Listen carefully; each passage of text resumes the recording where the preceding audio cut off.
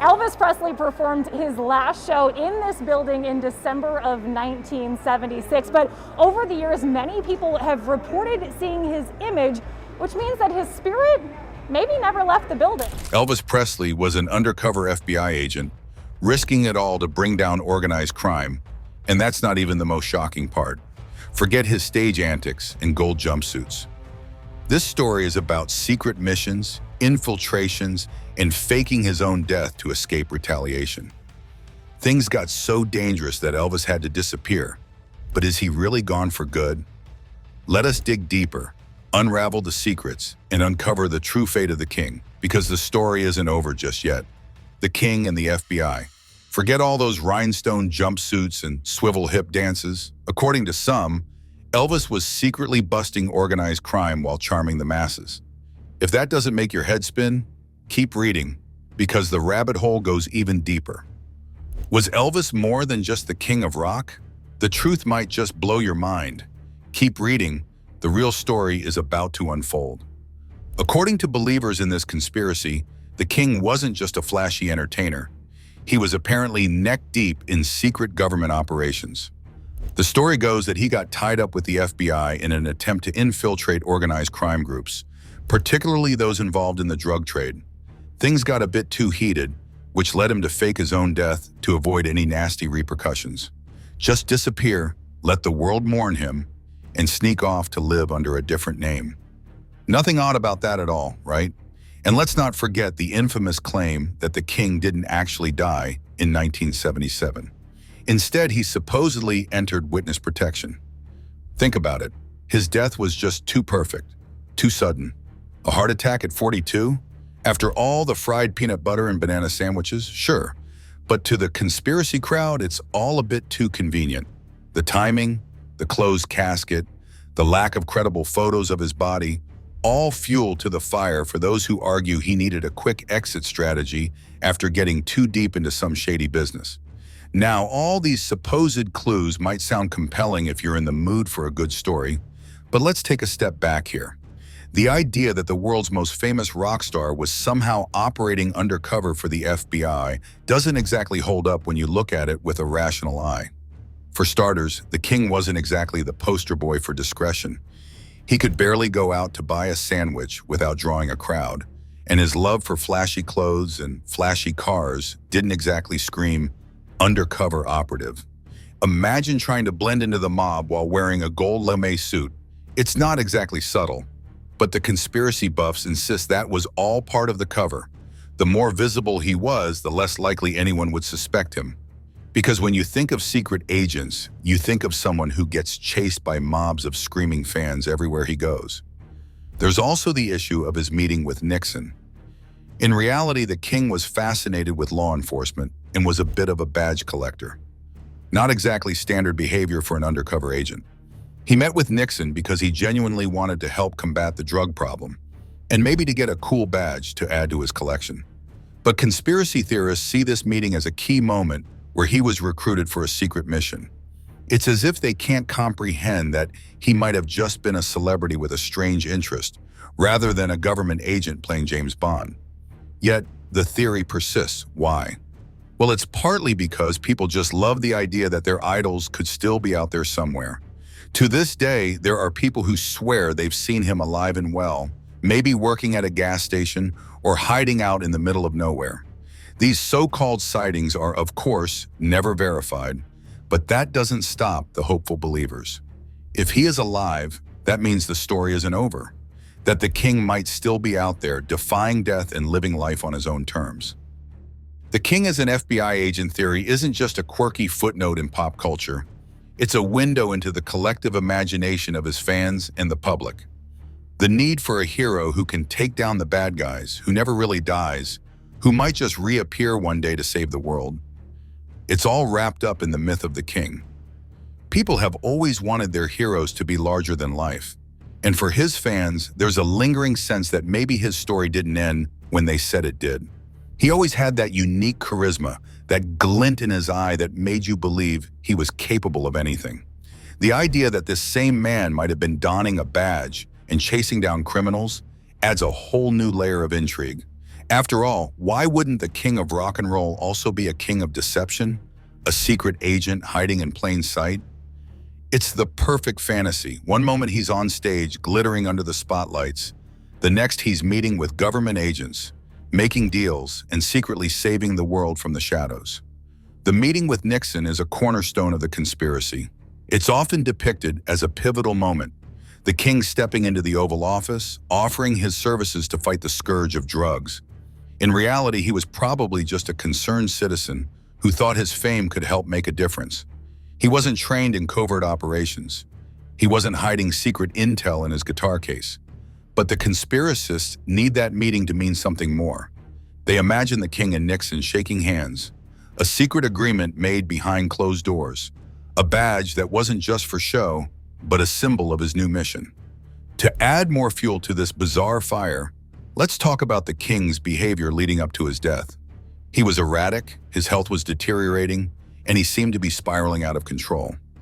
To most, these are signs of a man struggling with fame, addiction, and the pressures of being a cultural icon. But to the conspiracy theorists, these are signs of a man under immense pressure, someone who was about to blow his cover, or perhaps someone who was preparing for his grand disappearance. His supposed death was, in their minds, the ultimate act, the perfect way to escape the clutches of both the mob and the public eye. The closed casket at his funeral is another detail that conspiracists latch onto. The fact that the public never got a good look at his body is taken as proof that there was no body to see. Add to that the inconsistencies in the reports about his death, the conflicting times, the strange behavior of those close to him, and suddenly, the idea of a fake death doesn't seem so far-fetched to those who want to believe. They argue that he had the means, the motive, and the opportunity to stage his own death and slip away into anonymity. Elvis and the FBI? The real story might not be as thrilling as people imagine. Myths of a secret life. And what about the supposed FBI files? Yes, there are files that mention Elvis, but they're not the smoking gun the conspiracy crowd would like you to think they are. The FBI kept tabs on many celebrities, especially during the politically turbulent 60s and 70s. Elvis was no exception, particularly given his influence in the changing cultural landscape he was part of. The files don't reveal a secret life of crime fighting. They reveal a celebrity who was sometimes caught in the crosshairs of government scrutiny, just like many of his peers. Then there's the fascination with law enforcement. He collected badges from police departments across the country and even had his own police uniforms. To the conspiracy-minded, this was all preparation for undercover work. But for those grounded in reality, it was more likely just a quirky hobby. He had the kind of access and fame that allowed him to indulge in his fascinations, no matter how strange they seemed to others. His love for badges wasn't a sign of a secret double life. It was a sign of a man who was, in many ways, still a little boy playing dress-up, enjoying the power and respect that came with the symbols of authority. So why does this theory refuse to die, just like the king himself? Part of it comes down to the fact that he was, and still is, such a monumental figure in popular culture. His death left a void that many weren't ready to accept. The idea that he faked his death and went on to live a different life gives fans a sense of comfort. The king isn't gone, he's just hiding. It also plays into the narrative of him as a hero, someone who was more than just a performer. The idea of him as an undercover agent adds a layer of depth, mystery, and nobility to his story. It makes him more than just a tragic figure who succumbed to the pressures of fame. It turns him into someone who made the ultimate sacrifice for the greater good. The myth of him as an FBI agent is also a reflection of the time in which he lived. The 70s were a period of distrust in government, a time when conspiracy theories flourished. The idea that he might have been involved in some secret government operation fits right in with the paranoia and intrigue of the era. It's a story that feels like it could have been ripped from the headlines of a 70s tabloid. Sensational, dramatic, and just believable enough to make people wonder. And then there are the sightings. Over the years, countless people have claimed to have seen him alive. He's been spotted at convenience stores, gas stations, even at Graceland itself. Each new sighting adds fuel to the conspiracy, giving believers new hope that the king is still out there. These sightings are never verified, of course, and they often come from unreliable sources. But for those who want to believe, they're enough. They keep the dream alive that he didn't die on that bathroom floor in 1977, that he somehow found a way to escape and start anew. In the end, the theory of him as an FBI agent is less about fact and more about the mythos that surrounds the king of rock and roll. People want to believe in a larger-than-life figure who outsmarts the bad guys and fakes his own death to fight crime. It's dramatic, it's cinematic, and it keeps him alive in a way that a mere heart attack could never do. For many, that's enough. Who needs reality when the fantasy is just so much more entertaining? His life was filled with highs and lows, triumphs and tragedies. He was a man who captured the hearts of millions, but who also struggled with his own demons.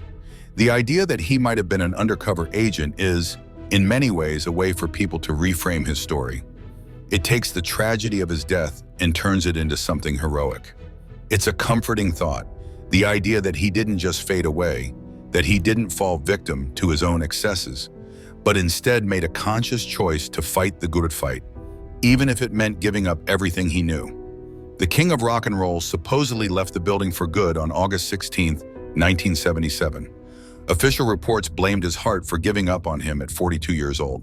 But come on, you think a little thing like death could keep him down? Not if the countless conspiracy theories are to be believed. Apparently, instead of hanging up his blue suede shoes forever, he might have just faked his death and slipped into some mysterious new life. Alleged sightings, sketchy inconsistencies, and our collective need for a good story have kept these ideas alive far longer than his official memorial ever could. Let's start with one of the juiciest morsels that keep the Elvis Lives crowd going, the Jon Burrows incident. On the day he supposedly met his maker, some guy who looked a whole lot like him went and bought a one-way ticket from Memphis to Buenos Aires. Not under the name Elvis, of course, but Jon Burrows, an alias he was known to use when he needed some privacy. Now, the believers say, why would he buy a one-way ticket out of town just as he's supposed to be dying? Because he wanted out of the limelight, out of Graceland, out of the mess that was his life. Seems like faking your death to sip cocktails in South America is one way to ditch the fanfare. Then there's the infamous pool house photo. Not long after his supposed demise, December 1977 to be exact, a visitor to Graceland snapped a picture that seemed to show a shadowy figure chilling in the pool house. This blurry shape sure looked like him, or at least it looked like how we'd expect a not-so-dead king to look. Fans, of course, jumped at the chance to say, see, he's right there. Others, like some of his own people, insisted it was just Al Strada, a member of his entourage, and not the king himself. But if you ask the true believers, his own pals had every reason to keep the secret under wraps. Is Elvis in a Christmas movie? Undercover missions? The sightings just keep getting wilder. Elvis in disguise. This one's particularly wild. You've probably heard of the 1990 classic movie Home Alone. 13 years after his alleged passing, there's a moment in the movie where Kate McAllister is arguing with a ticket agent, and right there in the background, there's this bearded guy, a guy who some people are convinced is none other than an older, post-fame Elvis Presley. He's got that swagger, that side-eye expression, and for some, that's all the proof they need. Never mind that he looks like just another extra. This is the king hiding in plain sight, living his best anonymous life by showing up in a kid's Christmas flick. Makes total sense, right? Then there's the real blockbuster, Elvis as an FBI informant. According to author Gail Brewer-Giorgio, he was enlisted by the FBI to go undercover and bring down some shady criminal gang called the Fraternity. Apparently, he got in too deep, and when his cover got blown, he had no choice but to fake his own death and enter witness protection. Seems like a bit of a stretch, especially since the FBI files that have been released don't back this up in the slightest. But this hasn't stopped people from clinging to the idea that he traded in his jumpsuit for a badge and a secret identity. And then there are the sightings, shopping malls, fast food joints, random small towns. If he had actually been everywhere people have claimed to see him, the guy would have been the busiest retiree in history. Whole groups like the Elvis Sighting Society have even dedicated themselves to keeping track of all the supposed appearances. And let's not forget all the grainy photos of some guy with sideburns who kind of looks like him if you squint and really want it to be him. It's not just wishful thinking, it's like a hobby for some folks. But here's the cold, hard truth. Elvis is gone. The autopsy, the witness testimonies, the mountain of evidence, all of it points to the same conclusion. He died in 1977, and that's the reality, even if it's not as fun as imagining him out there wearing a disguise and laughing at all of us. A lot of these so-called sightings and pieces of evidence fall apart the second you actually look at them closely. A blurry photo? Probably just Al Strada. The guy in Home Alone? Probably just an extra. Is he still out there living in secret as an ex-FBI informant or making cameos in family movies? Probably not. But the fact that people still want to believe it, well, that just shows how much he still matters, even all these decades later. The cultural obsession with him is more than just a love for his music. It is a fascination with the idea that he could transcend even death. In a society where icons are elevated to a status that feels almost otherworldly, the idea of an ordinary demise seems too abrupt, too banal. In his heyday, he represented a rebellion against the ordinary. He was a symbol of freedom, extravagance, and nonconformity. So how could his death be mundane? It is far more enticing to imagine him secretly thriving, to think that he somehow escaped the collapse that fame brought upon him. The idea that he might have been a secret agent, or that he chose to hide away from the public eye, stems from the same root. It is about our need to see him as something beyond human, capable of maneuvering through situations that would crush an ordinary person. The supposed connections to the FBI and the Witness Protection Program allow the king to exist in a narrative where he is still a hero, taking on evil forces, protecting himself and others. Whether it's the fraternity or some other sinister group, these theories suggest he did not just vanish into an early grave. He went down fighting or went into hiding, both more heroic options. The conspiracy movement is also part of a broader cultural trend, the allure of conspiracy theories themselves. Throughout history, these theories have flourished in times when people felt disconnected from authority, mistrustful of the official narrative, or simply in need of a story more thrilling than the truth. His supposed survival taps into all these elements. The mistrust in medical officials, the inconsistencies in the reports of his death, and the glamorous life he led all contribute to fertile ground for a myth to grow. Moreover, these conspiracy theories provide a sense of community. For the Elvis Lives believers, it's not just about the man himself, but about being part of a group that knows something the rest of the world doesn't. It gives them a sense of being in on a secret, a sense of purpose. To believe in sightings is to be part of something larger, to share in a collective hope that the story isn't over, that there is more to discover. This camaraderie, albeit based on a far-fetched notion, keeps his spirit alive in a unique, if not peculiar way. Then there's the story of him being spotted at a Burger King in Vicksburg, Mississippi. The irony was not lost on anyone. The man known for his love of fried peanut butter and banana sandwiches, sneaking into a fast food joint after supposedly being dead for years. The eyewitness described him as wearing a baseball cap and oversized sunglasses, and they insisted that it was definitely him, looking healthy and very much alive. Did the idea of him buying a Whopper after decades of being thought dead make any rational sense? Probably not. But that didn't matter. It wasn't about logic. It was about preserving a piece of him in the present day, in the here and now. Do you think Elvis truly faked his death, or are we just too desperate to let go of our legends? Drop your thoughts in the comments below, and don't forget to like and subscribe.